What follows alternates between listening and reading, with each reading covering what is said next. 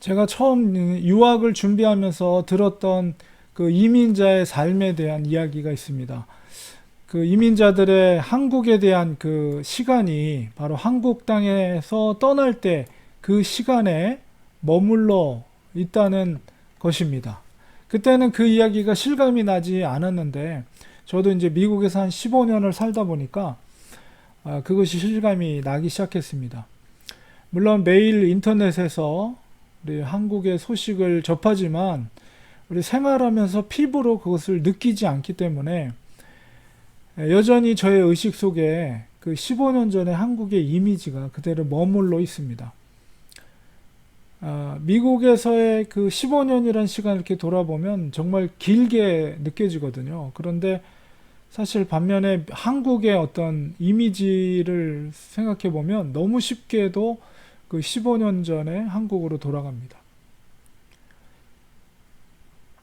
시간이 우리가 흘렀다는 것을 이렇게 또 느낄 수 있는 사건은 그런 유명 인사들이 소천했다는 소식을 들을 때입니다. 얼마 전에 그 송혜 씨 소천 소식을 들었습니다. 그분은 95세까지 계속해서 그 돌아가시 전까지 건강하게 연예계 활동을 하셨다고 합니다. 굉장히 놀라운 일이죠. 저는 인터넷에서 궁금해서 송혜라는 이름으로 검색을 해보았습니다. 전에는 출생일만 나오고 사망일은 나오지 않았는데 이제 그 비어있던 공간에 정확한 사망일자가 기록되어 있는 것을 볼 수 있었습니다. 한 사람의 인생이 그렇게 간단한 숫자로 표현될 수 있다는 것이 죄송합니다. 기분이 묘했습니다. 사람들의 그 출생일은 우리들도 역시 물론 우리가 유명 인사들은 아니지만 어쨌든 우리들의 출생일은 채워져 있지만 아직 사망일은 비어 있습니다. 우리의 출생일과 사망일 사이에 무엇이 채워질지는 바로 우리가 진행형이면서 우리가 어떤 결단을 하면서 살아가냐에 달려 있습니다. 인생은 바로 이 시간의 어떤 경계 안에 놓여 있습니다.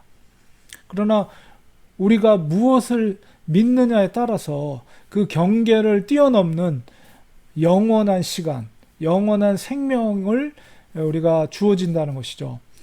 오늘은 이 죽음 이후에 이루어지는 그 영생에 대한 놀라운 말씀을 나누고자 합니다.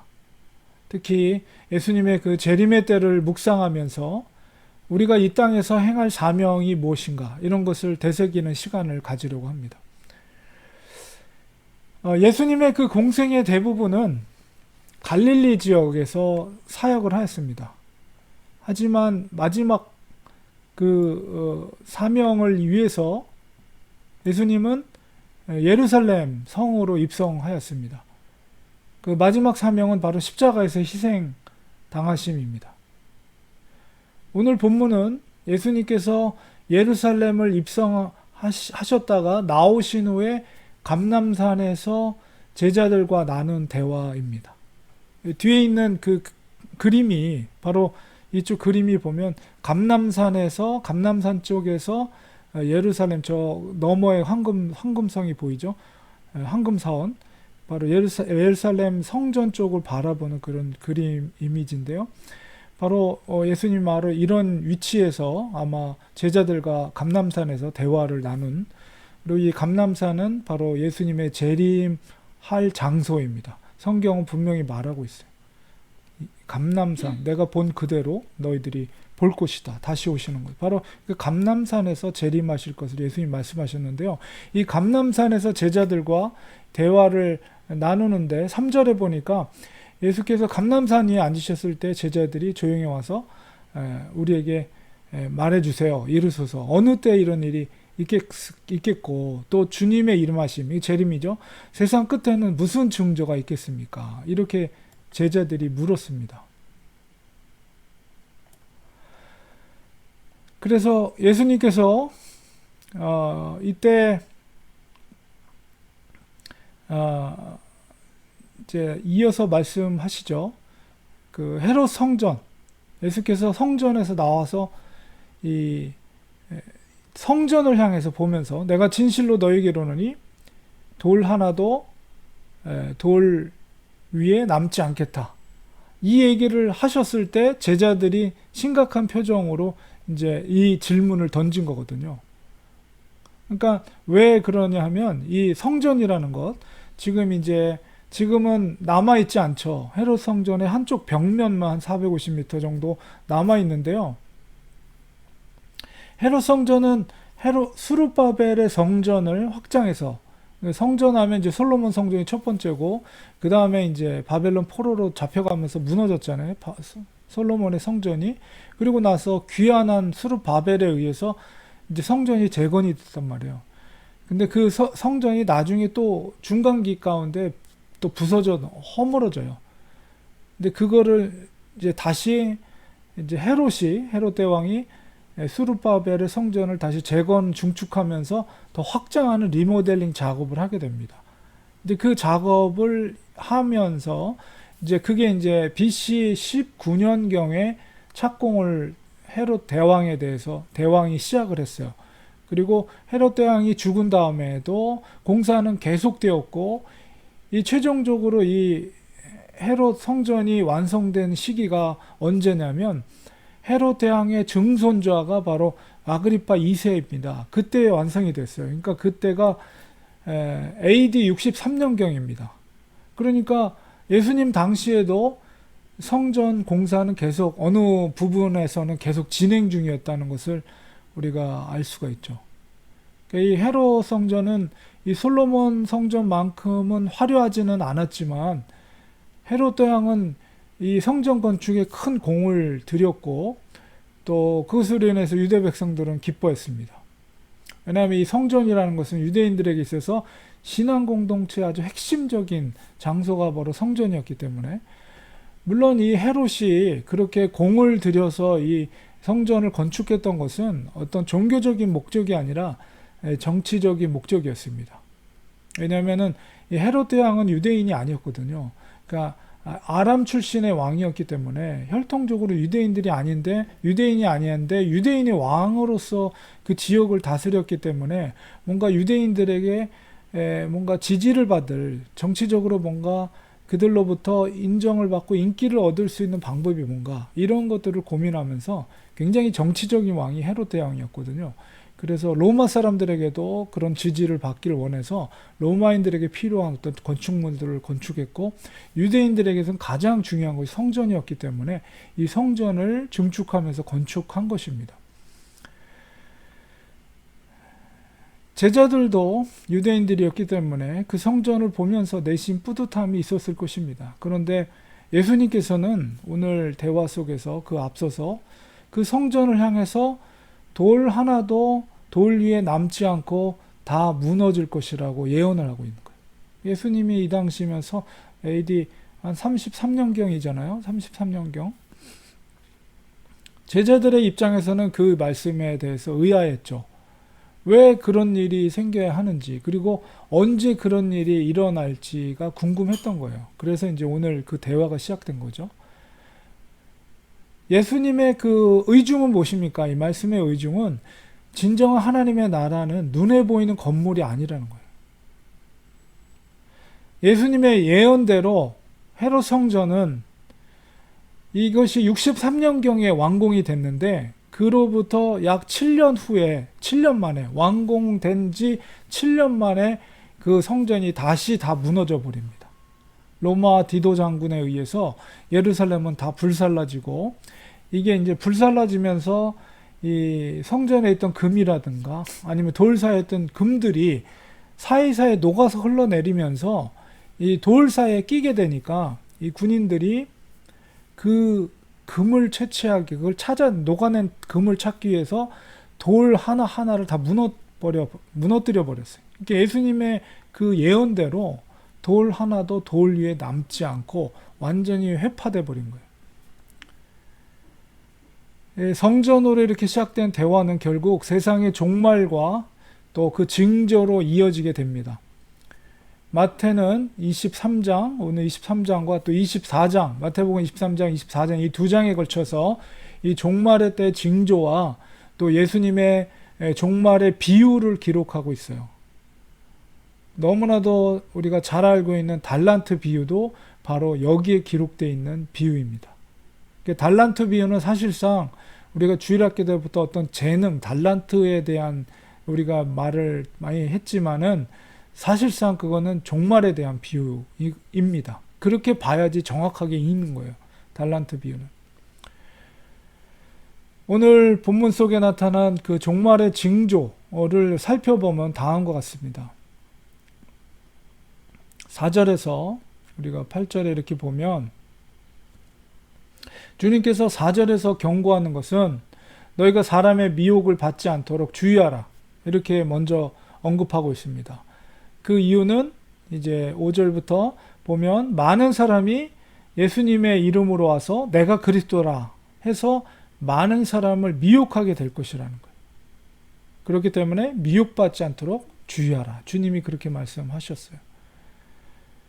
예수님께서 말씀하신 이 종말의 예언들은 점증적으로 성취가 이루어집니다. 이게 점증적 성취라는 것은 한 번 이루어지는 것으로 끝나는 것이 아니라 이게 나선형으로 원을 그리면서 이게 원이 점점 확대돼요. 이제 그런 구조를 이제 이 예언도 마찬가지고 요한계시록도 마찬가지고 그렇게 확장돼 나가는 성취를 점증적인 성취라고 하는데요. 자기 스스로 메시아라고 하는 이단은 과거에도 있었고 현재도 존재하고 또 앞으로도 존재할 것입니다. 그러나 그 강도가 점점 더 확장돼요. 빈번해질 뿐만 아니라 더 확장되어 갈 것입니다. 이것이 종말의 징조입니다. 그리고 난리의 소문. 이 난리라는 것은 국부적인 전투가 아니라 국가적인 전쟁을 의미해요. 그래서 이 국가적인 전쟁은 과거에도 있었고 현재도 있고 또 앞으로도 계속 될 것입니다. 이것이 종말의 징조다 이렇게 주님이 말씀하셨어요. 그런데 주님께서 이런 일이 있어도 아직은 끝이 아니다 라고 6절 후반부에 말하고 있습니다. 국가적인 전쟁, 또 정말 엄청난 기근, 지진 그런 현상은 종말의 시작을 알리는 것입니다. 이런 징조는 종말의 끝을 알리는 징조가 아니라는 거예요.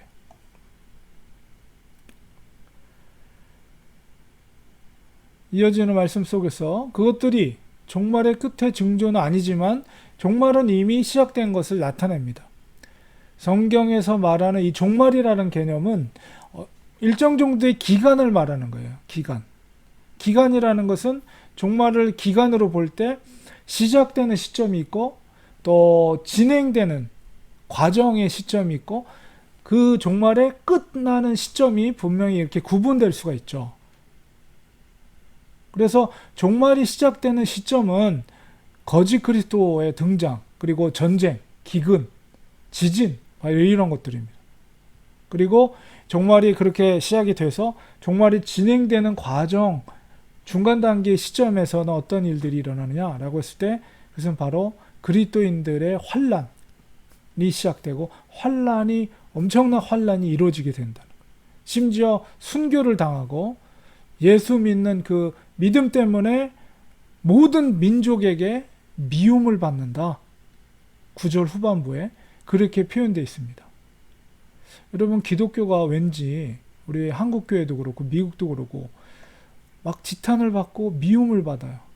교회, 종교 중에서 특히 한국 사회 같은 게 가장 많이 혐오감을 받고 지탄을 받고 있는 것이 기독교입니다. 이런 현상들이 더 가중될 것이라는 거예요. 미국도 역시 마찬가지고.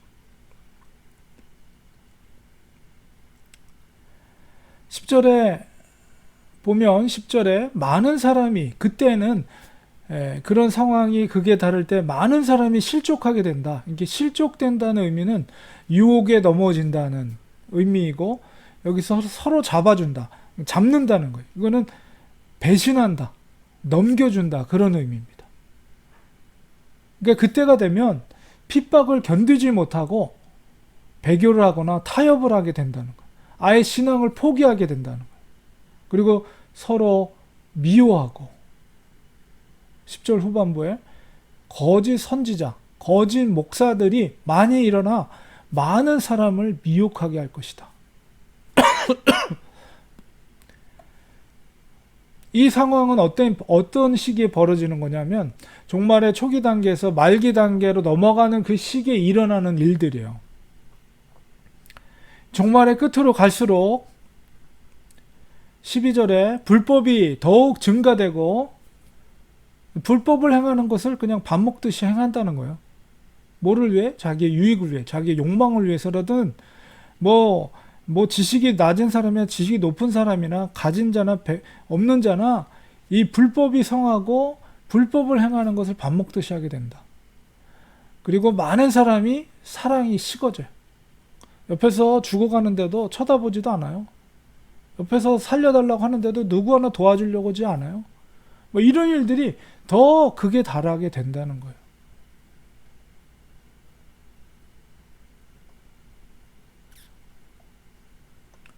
여러분 어떻게 생각하십니까?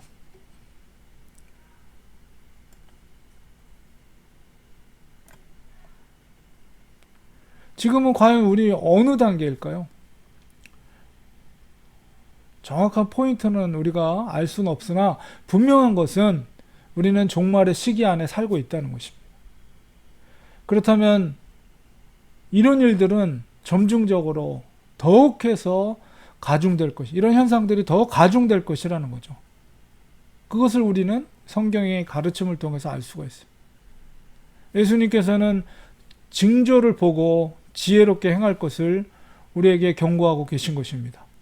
이런 종말의 때에 주님께서는 분명하게 13절에 경고하고 있어요. 그러나 끝까지 견디는 자는 구원을 얻으리라. 여기서 끝까지에서 끝이라는 것은 종말의 끝이라는 거예요. 그 끝은 어떤 일이 발생하는 시점입니까? 바로 감람산에 예수님이 재림하는 날이에요. 그때까지 견디라고 하십니다. 견딘다는 의미는 시험에 넘어지지 말라는 것입니다.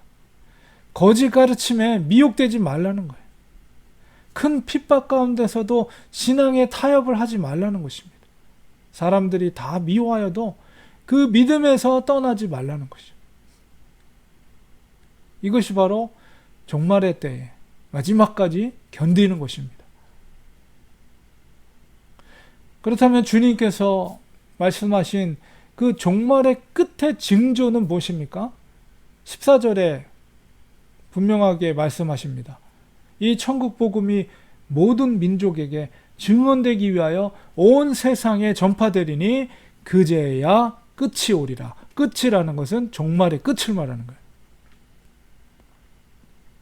이게 마지막 징조예요. 천국 복음이 모든 민족에게 증언되는 것. 그것이 종말의 끝을 알 수 있는 마지막 징조입니다. 마태복음의 핵심적인 메시지는 하나님의 나라예요. 하나님의 나라는 눈에 보이는 성전이 아니라 예수 그리스도를 구주로 고백하는 믿음의 공동체입니다.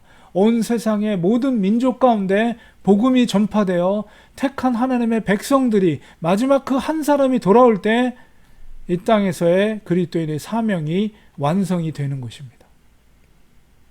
그때가 종말의 끝입니다.